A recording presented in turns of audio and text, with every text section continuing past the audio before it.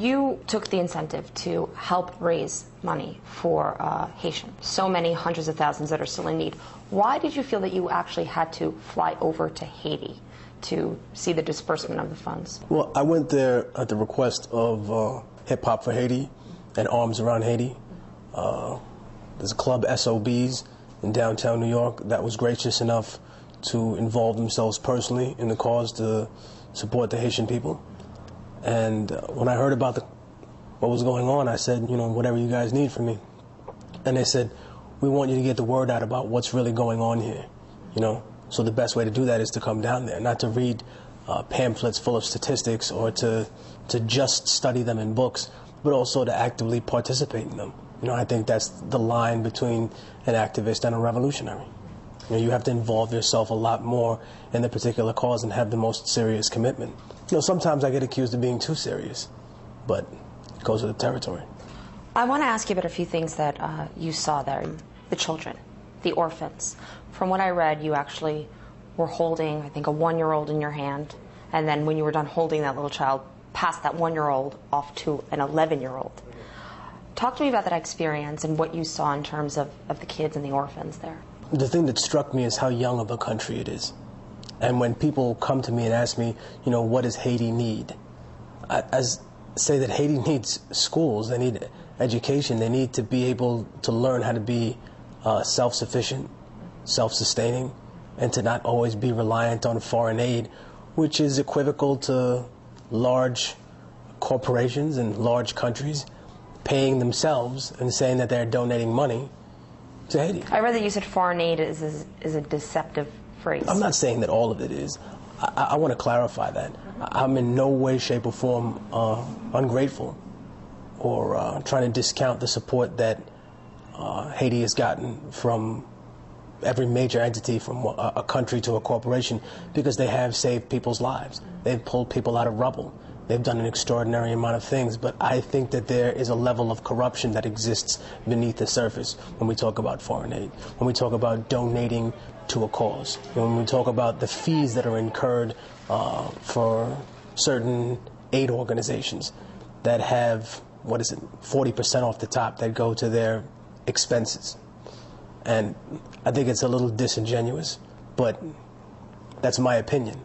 But when I look at Haiti and what it signifies, when I see that someone who's 11 years old worrying about raising 3 other kids around them younger than them, it really, it struck a chord. According to the New York Times, only 5% of the rubble has actually been removed. Did you see that with your own eyes? What did it look like when you were walking through Absolutely. Port-au-Prince? You go through Port-au-Prince and the surrounding areas, and you'll see buildings that are still collapsed.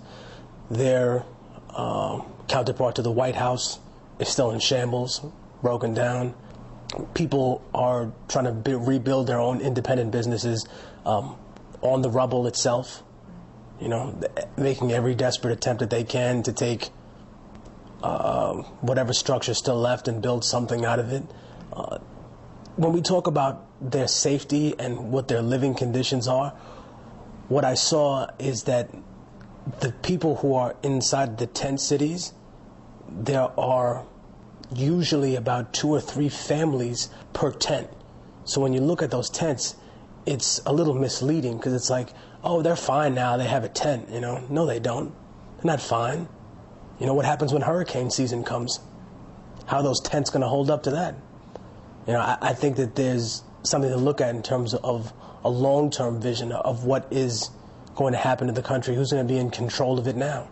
It's a military state, it's a police state, run by America and the UN. And the UN actually... Interchangeable entities sometimes. Yeah, I wanted to ask you about that because you were a little harsh in terms of the United Nations and what it has done or has not done for Haiti, despite the promises that have been made by the United Nations and independently by the United States. What do you think the interests are? When we talk about people's interests and whether they're genuine, it's hard to say. I'm sure some people's interests are very much genuine. I'm sure there are people on ground level and people who are below that executive food chain that sit there and say, you know what, I'm trying to do something good for the people. I'm trying to go out there and I bust my in order to make that happen. But I don't think they're the ones that design the program, the ones that design the protocol. You know, they're just the worker bees, very well-paid worker bees, but they don't know how the hive is being formed. Do the Haitians believe, from what they told you, that the U.S. is going to fulfill the promises that it has made in order to help them rebuild? The younger ones they really are very positive people. No matter what life throws at them, it's like, we're going to get through this. And if the U.S. is willing to partner with us and help us, then hopefully they'll stay true to their word. So they're hopeful. Whereas when I talk to some of the older Haitians, you know, they look at it as, oh, here's the country that kidnapped our last president. You know what I mean? Here's a country who's been involved in supporting, brutal dictatorships for decades. Really? You're here to help? I'm going to ask about the spy ring. One of the 10 suspects that pled guilty to being an unregistered agent of a foreign country is journalist Vicky Pelaez, who had to be expelled from the United States the day that she pled guilty. She was flown to Russia, and then from what's reported and confirmed by her attorney, she's now relocating to her native home, to Peru. You're from Peru. You have family in Peru. How do you think she's going to be received there? Well, from what my family tells me, it was a lot bigger news there than it was here, specifically because she was Peruvian. Why? Latin America has always felt as if they're the pawns in Russia and America's chess game. You know, we've always felt like, well, not always, but I make it clear to people and make them understand where our struggle comes from. It doesn't begin in the 50s and 60s. It doesn't begin with the adoption of a communist ideology or a socialist ideology. It begins when indigenous people were being slaughtered and colonized and had their political system de-evolved, had their economic system de-evolved. Years ago, America went around proselytizing democracy to all parts of the world, saying, hey, you know, we should have a democracy. The people can be in charge. But when the people of Latin America saw that the same prognosticator, the prophet of democracy, was sitting there supporting these brutal dictatorships, they said, well, who else has something on the table? And Russia, who loved to be a thorn in America's side, because the both of them don't want a war with a real country, said, hey, let's see how this plays out here. What's interesting to me is what's underreported about the spies and what's going on, because probably about a week after that, I read an article talking about how right-wing Colombians were in Belgium and other parts of Europe trying to get people who were complaining in these human rights organizations, talking about the horrific human rights records that the right-wing government in Colombia has. They were trying to shut them down. They're threatening people's lives. So when I look at that, it's one or the other. You have spies from a right-wing faction in Colombia somewhere, and then you have spies from a left-wing faction working through Peru or Venezuela. Mm-hmm. I think anyone who really is a political animal knows that this is just a joke, you know, and knows that it's not as serious. It's not like they stole the plans to the Death Star, you know. What do? They came over here, they hung out at PTA meetings. You know, I'm not discounting the seriousness of it, because when you look at history, people have really lost their lives. People have been executed in this country for spying. But we're not at that Cold War era. It almost looked like a setup. It almost looked like they had planned to have some big spy exchange before it actually happened. What would be the purpose of that? Well, you and me, or anyone who's watching this program, could say, oh, well, maybe they want to take the public's mind off of other things. But at the end of the day, I think it was probably the kindest spy exchange, the most civil disagreement that Russia and America had. You brought up America's democracy, and America's democracy, U.S. democracy, usually goes hand in hand with capitalism. What do you make of the United States form of capitalism following the financial meltdown that we saw take place nearly 2 years ago? Do you think capitalism is going to continue as the model, the ultimate model here in the U.S.? When I talk about capitalism and communism, there's nowhere you can go to escape capitalism. You know, even in Russia, they could teach America a few things about overblown capitalism. You want to go escape to communist China? Well, they have more capitalist than America in many ways.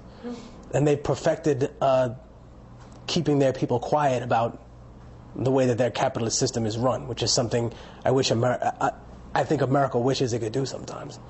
But at the cost of what?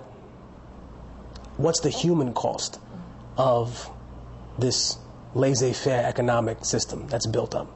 For those people who don't understand what that means an economic system that doesn't have any regulation or any government intervention on it. Haiti right now has an opportunity to completely rebuild its system from scratch. What do you think is going to happen, and how do you think it's going to happen?